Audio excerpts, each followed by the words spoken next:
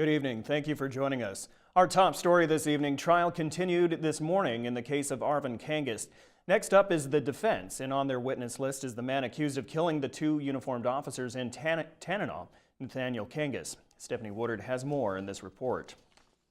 The state rested its case today against Arvin Kangas in his tampering with physical evidence trial. Most of the testimony today continued to be concentrated on the recordings that allegedly caught it all on tape. Isolated audio recordings caught sounds consistent with the alleged tampering. You can hear the slide coming forward in both audio, and then you can hear a racking sound in both audios. Those recordings were running nearly 18 hours in total. After the shooting, both Nathaniel and Arvin Kangas can be heard leaving the scene for approximately 12 minutes. And then a person entering the residence,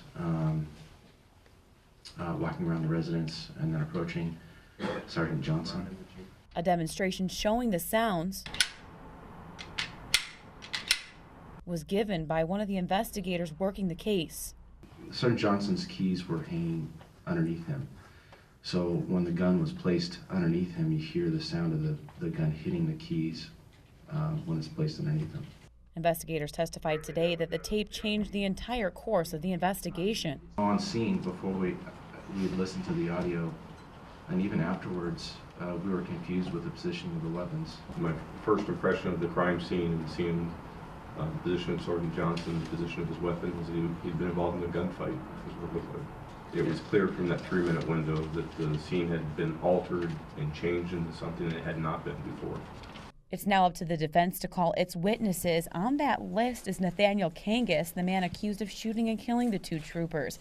It's unclear yet whether Arvin Kangas will testify on his own behalf. A hearing to decide whether or not Nathaniel Kangas will testify in the case will be held tomorrow morning. I'm Stephanie Woodard reporting from Nenana.